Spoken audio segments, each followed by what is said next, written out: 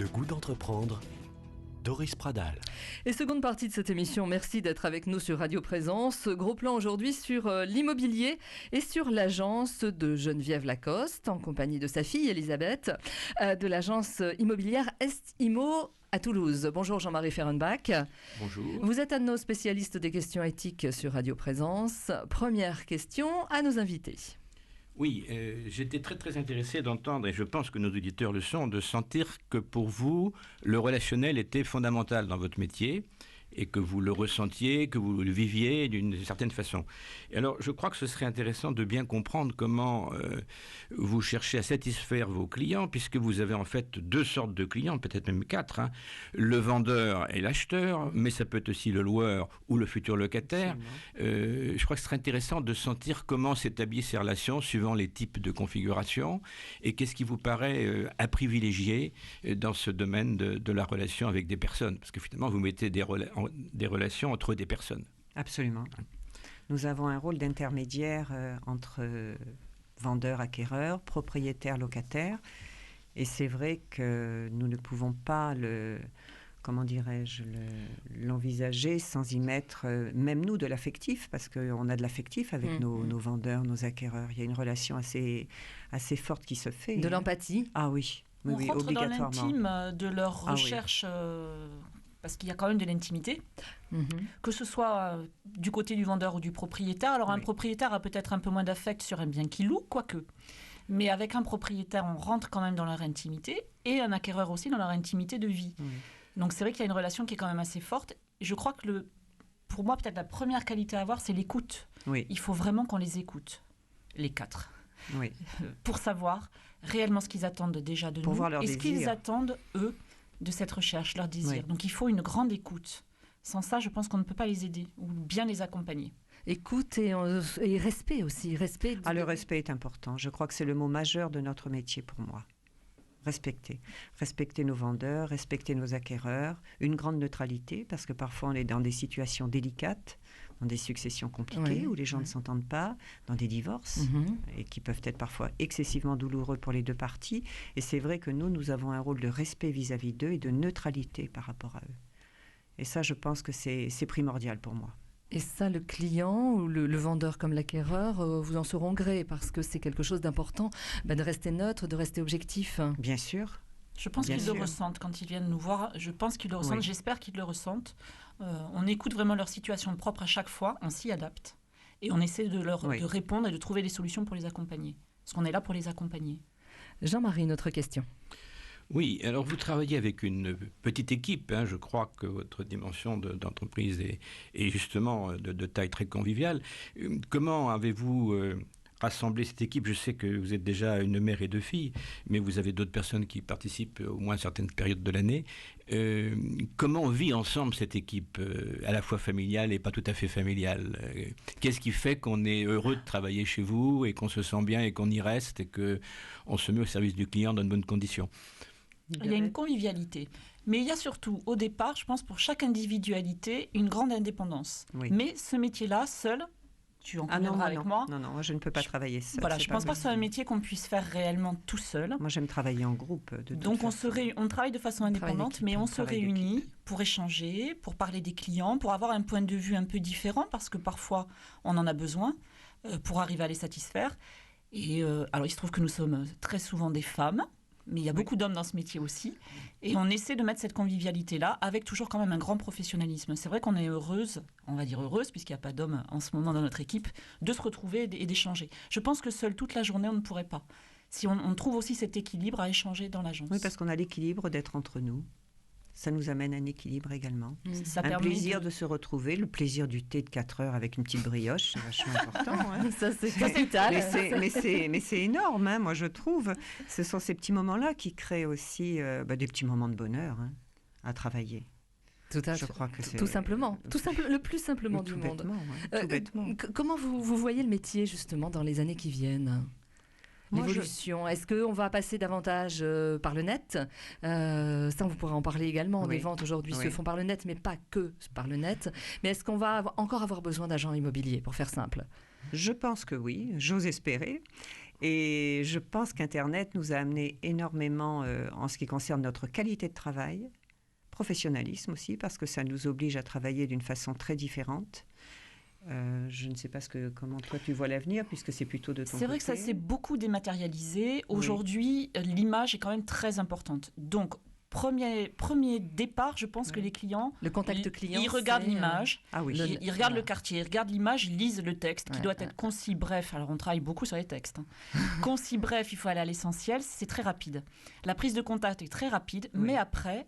La dématérialisation, elle a quand même ses limites. C'est qu'un bien dans lequel on a envie de vivre et de s'installer, il faut aller le voir. Il y a un ressenti. C'est ça. Il y a des gens qui... On pousse une porte, il y a un ressenti. On est bien ou on n'est pas bien. On le voit tout de suite, nous, chez nos clients acquéreurs. Où ils se sentent à l'aise quand ils ont poussé la porte ou pas du tout. C'est pas pour eux. Alors, ils pourraient le faire directement avec un propriétaire, mais il y a aussi cet aspect-là après de discuter du bien, quand il y a des travaux, d'envisager des travaux, d'émettre certaines critiques positives ou négatives et de parler à un moment donné d'argent. Et c'est pas toujours facile de le faire directement. Donc je pense qu'on a toujours ce rôle-là à jouer. Tant qu'on sera professionnel, concis et qu'on accompagnera bien, je pense qu'ils auront besoin de nous pour être rassurés. Certains. Ce rôle d'intermédiaire, Elisabeth, parce que parler d'argent, c'est tabou, c'est difficile pour certains clients. Pour beaucoup de familles, oui. C'est difficile. C'est l'aboutissement final. Ce n'est pas bon, au début, évidemment, on a un budget donné par les clients, mais ensuite, moi, je dirais qu'aux 3/4, c'est de l'affectif qui va parler avant l'argent. C'est le coup de cœur, c'est le ressenti du bien, c'est l'envie d'y être. Et ensuite, on va parler argent, oui. Donc après, parfois, les vendeurs-acquéreurs n'ont pas envie d'en parler entre eux. Bien sûr, bien sûr. Jean-Marie, une autre question. Oui, je reviens un petit peu à nos clients. Se loger, c'est loger sa famille, et si possible, le mieux possible, c'est un besoin quand même vital. Je crois qu'on ne peut pas vivre sans avoir d'abord un logement. Et qu'est-ce qui fait, à votre avis, que votre secteur peut être un secteur très demandé? Qu'est-ce que vous ressentez dans les attentes de vos clients par rapport au secteur que vous desservez dans votre marché? Alors nous en sommes, de par les écoles qu'il y a tout autour, nous sommes dans un secteur donc très recherché, puisqu'on a toutes les écoles privées de Toulouse qui sont dans ce quartier. Donc les familles recherchent avant tout la possibilité d'avoir un accès facile à ces écoles. Ensuite, alors après, c'est un quartier qui est très près de Toulouse, qui est quand même très vert, qui est encore un peu protégé par rapport à une densification importante. On va rappeler le nom du quartier. Alors c'est la Côte Pavée, Côte Pavée, Guilleméry, la terrasse. Ça englobe également la commune extérieure de Balma, puisqu'on fait un peu les extérieurs sur cet est de Toulouse. La densification, alors c'est en train de changer un petit peu, mais ça reste encore protégé. Donc c'est vrai que c'est très recherché pour ça, parce que c'est très vert et très agréable. Il y a beaucoup de maisons. Et effectivement, on a une demande quand même beaucoup de familles. Et c'est quand même les écoles qui sont prépondérantes souvent dans la recherche de ce quartier. Et qui peuvent attirer les clients, enfin. Qui peut être un facteur déterminant. Énorme. Et ce qui donne un caractère au quartier aussi, c'est donc beaucoup de familles. Beaucoup d'enfants, ce qui est très agréable. Et beaucoup d'activités du coup périscolaires qui font que ce quartier est très vivant. Oui. Puisque vous parlez affaires sur Toulouse, comment se situe le marché aujourd'hui ? Est-ce que la crise est terminée ? Est-ce que nous sommes encore, j'allais dire, tirés par toutes les industries du spatial, de l'aéronautique, médicale ? Oui, il y a quand même toujours entre 10 et 15 000 arrivées par an sur la région, donc c'est énorme. Je dirais que les transactions se sont un peu ralenties. Un petit peu quand même. Le délai est un petit peu plus long. La crise s'est fait sentir, mais sans trop. Il y a eu une légère... Il a fallu qu'on affine un petit peu nos estimations. Parce que... revoir à la baisse. Revoir un petit peu à la baisse. Stabilité ou baisse sur certaines affaires. Baisse sur certaines affaires. Peut-être un petit peu plus de baisse sur les appartements. Je trouverais les appartements un petit peu plus lambda que sur les maisons. La maison est toujours l'objet rare, de toute façon, dans toutes les villes, et en particulier aussi sur Toulouse. Donc, moi, c'est un peu ce que je pourrais dire à l'heure actuelle sur le marché. Elisabeth, on a affiné les estimations parce que c'est quand même très important. Estimer un bien, il ne faut pas se tromper. Il y a derrière une attente, que ce soit la location et la vente, qui est quand même importante. Donc ça a un petit peu bougé. Il y a eu une légère baisse de prix, où il y a eu des délais un peu rallongés ces 2 dernières années. J'ai le sentiment que c'est en train de rebouger. Les taux, alors on en parlera sûrement un peu après, mais les taux bancaires ils sont exceptionnellement bas.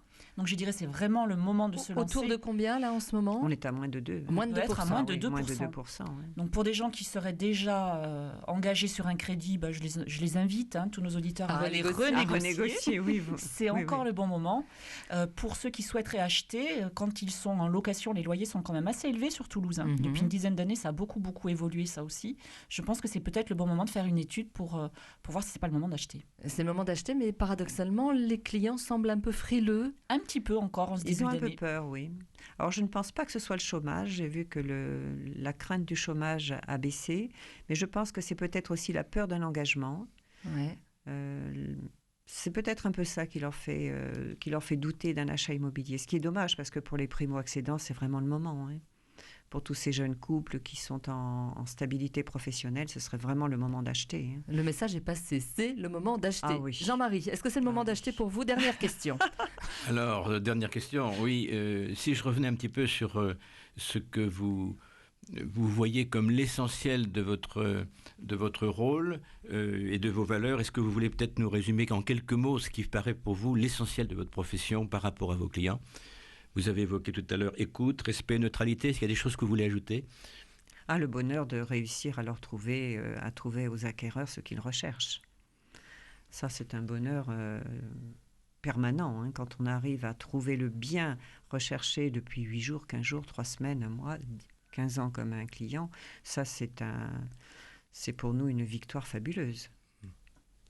Et ce n'est pas toujours facile, quelquefois c'est un petit peu long, un peu laborieux. Non, mais c'est un challenge qui justement est intéressant. Et pour vous, ça fait partie du plaisir du métier. C'est le bonheur. C'est un échange dans la durée. Si c'était de l'immédiateté, je pense qu'on trouverait ça moins intéressant. Oui. Ces clients-là, on les connaît un petit peu au début parce qu'on les écoute. Et plus les semaines passent, plus on les connaît. On connaît leurs enfants, on connaît un peu leur situation familiale. Donc il y a une relation quand même assez forte qui se fait. Et quand on les rappelle, ils sont vraiment très contents et ils se disent... Espérons que ça va être ce bien-là qui nous est proposé, qui nous correspond. Donc c'est quand même une relation dans la durée. Est-ce que le montant des honoraires, vos honoraires, apparaît comme un critère de sélection important pour les clients ? Je ne pense pas. C'est d'abord la relation, c'est d'abord le contact avec l'agent. Oui, absolument. Ouais. Absolument. C'est pas le sujet qu'ils abordent avec nous en premier. Je dirais que dans une phase de négociation, ils nous en parlent. Les prix affichés englobent les honoraires et c'est très rare qu'on nous demande de décortiquer le prix. Ça nous arrive vraiment rarement. C'est une question de confiance tout de suite qui s'établit en fait. Elle est indispensable. Si elle n'existe pas, on ne peut pas travailler ensemble. Vous ne pouvez pas travailler ensemble. Ce n'est pas possible. Je crois que c'est une valeur qu'il faut bien faire apparaître aussi. La confiance. La confiance. La confiance et le respect. On terminera là-dessus. Mesdames, merci. Monsieur, merci beaucoup. On va rappeler l'adresse internet, puisqu'on en parlait, de votre agence immobilière, où on trouve de jolies photos. Nous essayons d'être de bons professionnels au niveau de la photographie. On s'en sort pas trop mal. Rappelons l'adresse de votre agence. Estimo, c'est www.estimo avec 2m.fr et nous sommes installés rue Mascar à la Côte-Palais. Merci beaucoup, merci Geneviève, merci Elisabeth Lacoste d'avoir participé à notre émission. Merci Jean-Marie Ferrenbach. À très bientôt pour le goût d'entreprendre sur Radio Présence. Vous pouvez nous écrire entreprendre@radioprésence.com.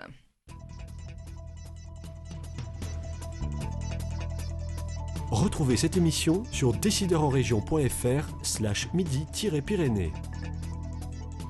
Le goût d'entreprendre, une émission en partenariat avec la Caisse d'épargne, la Banque des entreprises et des professionnels de Midi-Pyrénées.